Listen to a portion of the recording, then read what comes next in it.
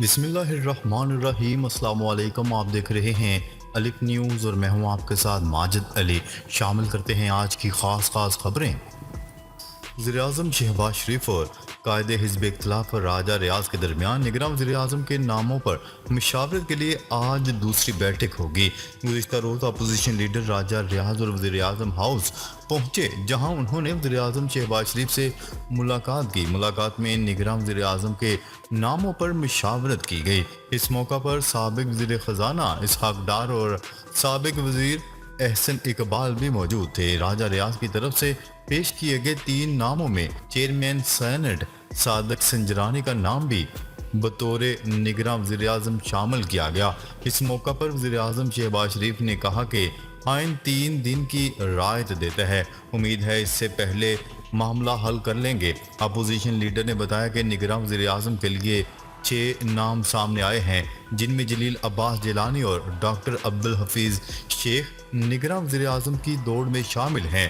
سابق chairman senate محمد میاں سومرو کا نام بھی سامنے آیا ہے۔ اس کے علاوہ شاہد خاقان عباسی، اسحاق ڈار اور صادق سنجرانی کا نام بھی زیر گردش ہے۔ اس حوالے سے وزیراعظم شہباز شریف کا اپنے ایک بیان میں کہنا تھا کہ امید ہے کسی نام پر اتفاق ہو جائے گا۔ اس معاملے پر سابق وزیراعظم نواز شریف اور اتحادیوں سے مشاورت کروں گا۔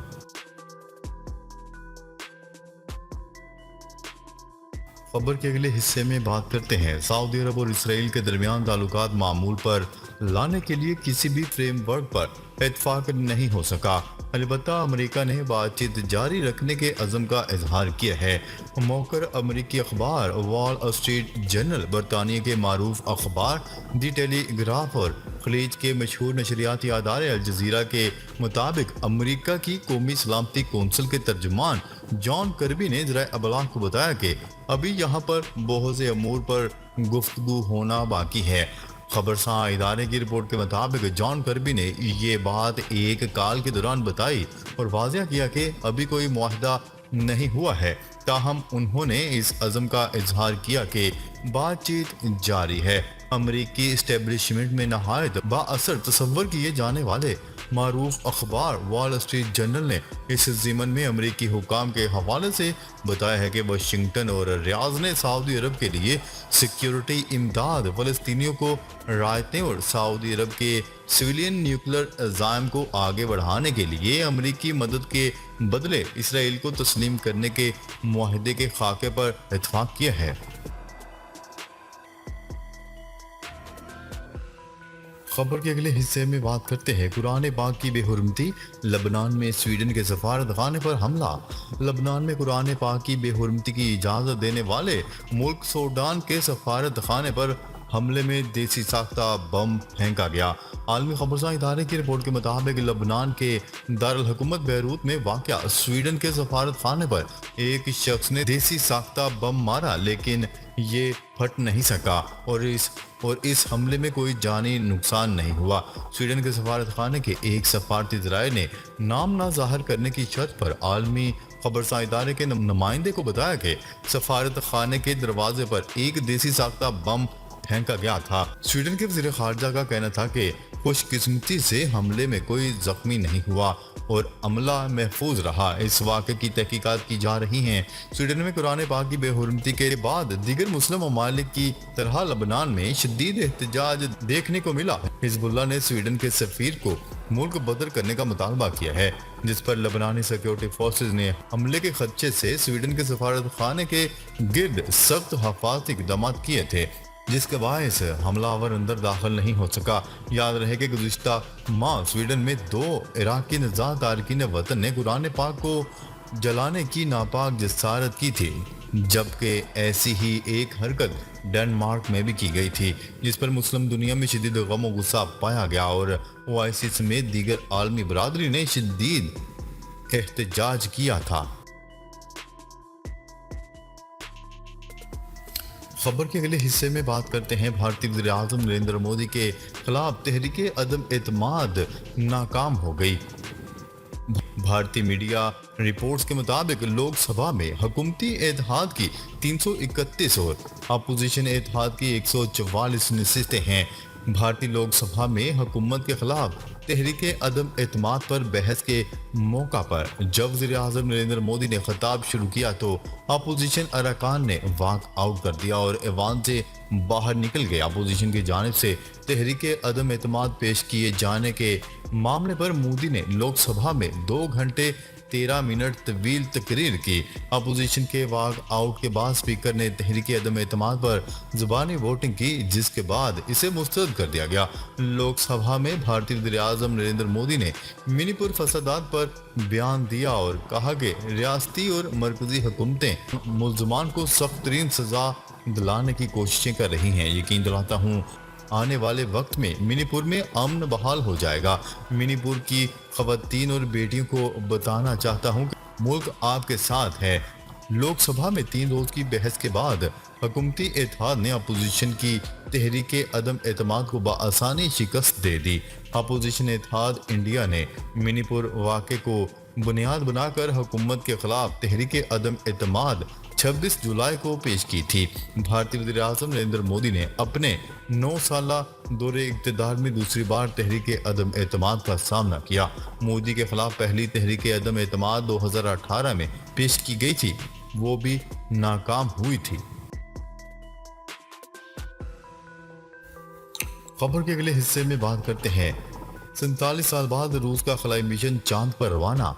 रूसी खलाई एजेंसी के रिपोर्ट के मुताबिक मिशन चांद के कुतुब जनूब पर उतर के नमूने जमा करेगा ताकि चांद पर पानी की मुमकिना मौजूदगी का पता लगाया जा सके। रूसी खलाई एजेंसी रोस्कोसमोस के मुताबिक लूना 25 5 रोज में चांद तक पहुंचेगा और फिर चांद के मदार में 5 से 7 रोज गुजारने के बाद चांद की सतह पर उतरेगा।